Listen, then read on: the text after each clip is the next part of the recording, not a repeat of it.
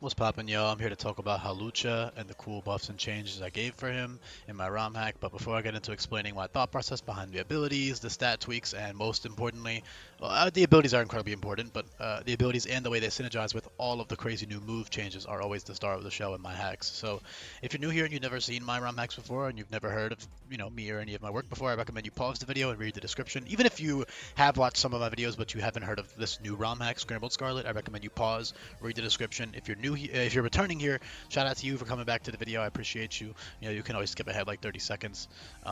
Make sure you drop a comment though. Let me know, which of you guys are returning. But yeah, make sure you pause the video, read the description if you're new. It'll give you a lot of the background information and context you might need.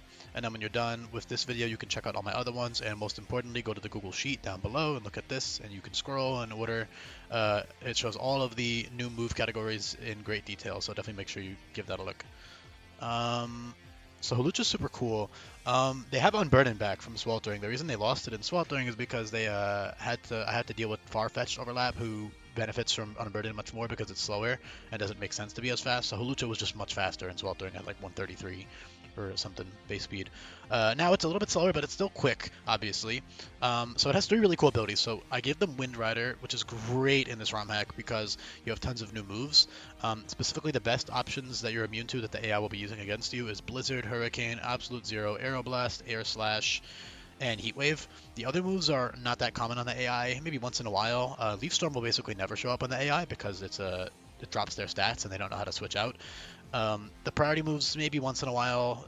Hawlucha's not an early game Pokemon, and these would mostly be on the AI on the early game because of the lower base power. Because AI uses like the base power to decide what to use. They don't decide, oh, this is priority. Let me click this. Well, it's hard to explain. I'm not going to get into it here, but the point is not very common on AI either.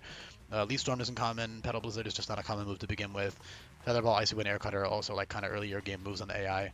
But yeah, Air Slash, Absolute Zero, Aeroblast, Hurricane, Blizzard.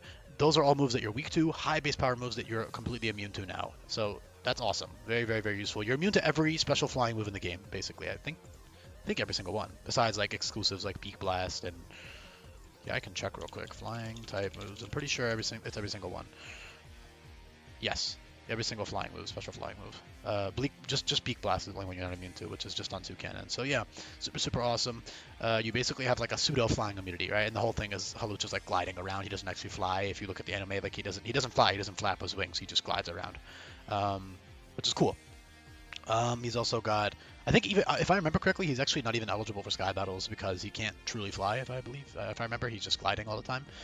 But yeah, Unburden is still great because in this game, despite having 123 base speed, you're not actually guaranteed a plus speed nature, and you're only getting 20 speed IVs. So you're only hitting base 100 and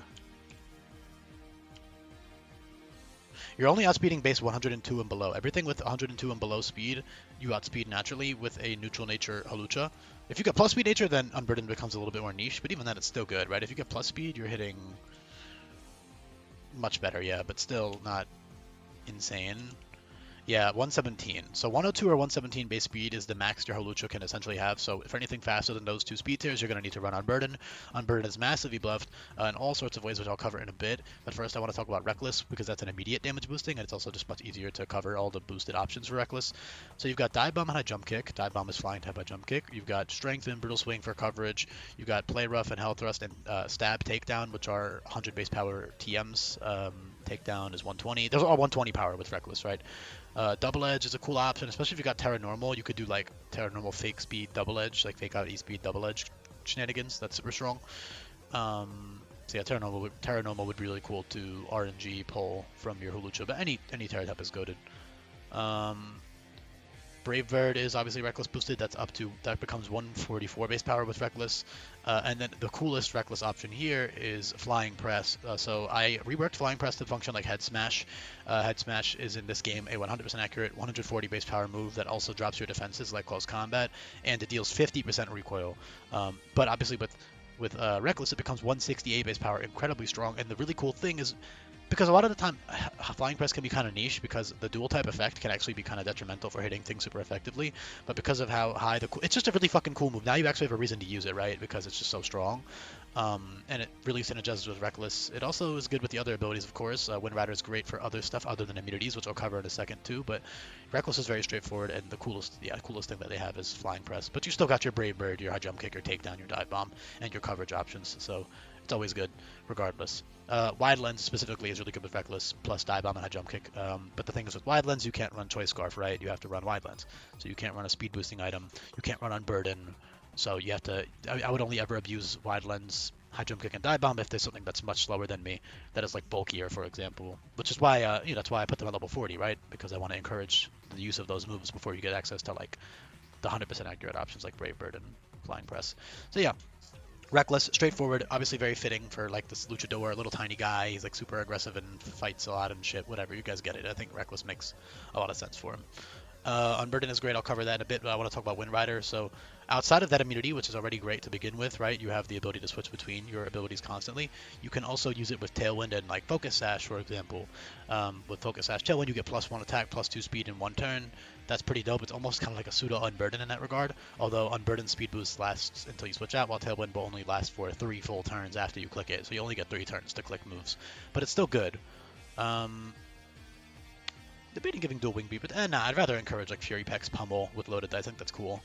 With like Wind Rider, loaded dice shenanigans. But anyway, yeah, Unburden is straightforward. The thing is, it's heavily buffed in the regard that Quick Claw is a consumable single-use item, so you can switch it in, Quick Claw, boom, blow something up, take no damage, right, or take very little damage, and then you kill something and get the speed boost, and then you outspeed and kill the next thing, whatever. That's really good. There are other incredible ways to abuse Unburden, though. I would say the 2 best ways outside of so the easiest way is always going to be Quick Claw, because it's just very easy, like brainless, you just click the button. The best ways I would say to abuse Quick Claw on this guy are Endure Lychee Berry and Sky Attack Power Herb. Sky Attack is reworked to give you +1 attack now, so that's great with Unburden. You can also do like Unburden Sky Attack, and then you can click Dive Bomb and High Jump Kick, because Sky Attack gives you +1 attack and accuracy. So essentially, you Power Herb Sky Attack, you get +1 attack, +1 accuracy, +2 speed, and you're getting a 180 base power move to blow something up in front of you as well. And then your +1 attack, and you also have a guaranteed landing High Jump Kick Dive Bomb. There's a reason Sky Attack is level 60, right? It's fucking insanely strong. Honestly, I should probably put it at 65 if I'm being real, but you can't do like Quick Claw Sky Attack at least, so I think it's fine. Reversal is also incredibly cheesy anyway, because it's a 200 base power fucking move. So if you do like Endure Lychee Berry in general, not even with Reversal, just for the whole game, Endure Lychee Berry is incredible with Unburden, because you're fighting AI, right? You don't have to worry about being 1 HP. You can plan as if you're always going to be healthy. You can also technically Drain Punch your health back if you really need health for something, but in general, you're fine if you're 1 HP. You just have to you just have to plan around it. So that's all really fun. Also, some other cool wide lens stuff I didn't mention, by the way. Outside of Dive Bomb and High Jump Kick, and also Sky Attack giving you accuracy, you can also abuse Triple Axle and Megaton Kick, which are 2 more inaccurate moves. I think those are super cool because they're coverage. Triple Axle fits his whole like nimble, agile vibes, right? And then Megaton Kick is cool as well, with his whole like kicking luchador type theme going on. So really strong 120 power ground and ice type moves there, as well as the fighting and flying dual stab. So that's super sick. But yeah, Sky Attack, incredible move with Unburden, and just in general, but especially with Unburden. And then Reversal is just very, very, very strong. I mean, Endure Lychee, Reversal, you're going crazy. You can also do Endure Weakness Policy. At any point in the game, you have a decent amount of weaknesses you can try to exploit. How many? Like 3 or 4 or 5? I can't do it off the top of my head. It's a good amount. Yeah, Electric, Ice, Fairy, Flying, and Psychic. So a good amount of things you can bait to get the Weakness Policy and go crazy from there. So yeah, that's really, really fucking strong too. And obviously you're +2/+2. You have multi-hitting moves. You have high base power options. You have coverage. All sorts of things you can cheese. You could also try some other stuff like White Herb Superpower, White Herb Close Combat. Some minor things, but I would say the best ways are Sky Attack, Weakness Policy, Lychee Berry, and then Quick Claw. Those are like the main ways you would be abusing it. And of course, there's tons of other ways though. Always, even just simple stuff like Citrus Berry, Seeds, whatever. But in game, at least, those are always the best options for Unburden. So yeah, thank you for listening. I guess the seeds are also cool because you get the boost immediately. So if you happen to rain Mon, you could always try that. But yeah, I do think I've covered pretty much all the important stuff. There's some neat little exclusive things like Timeout Endeavor for early on. Timeout is a 1 PP heal priority, and an Endeavor is kind of cool because you can like get them to 1 HP, click Aerial Ace or Mach Punch or Quick Attack, and then you can time out to heal back to full. It's kind of a neat little gimmicky thing you could try out. Battle Cry is a good debuffing option because you're so fast. It's -2 attack and special attack. So if you need to, for certain boss fights, maybe versus a Titan Pokemon or something, you could try to like Battle Cry them a bit for team support, just to have it as the option. Yeah, U-turn minus priority baton pass for slow pivot if you really needed it. Yeah, I think I've covered pretty much all the important stuff. So thank you for listening if you made it to the end, y'all. Drop a comment if you did. I really appreciate it. I guess the last thing I could try to touch on is the HP being dropped. That's mostly just for flavor reasons. I don't like his HP being that high because he is like a super tiny fucking baby guy.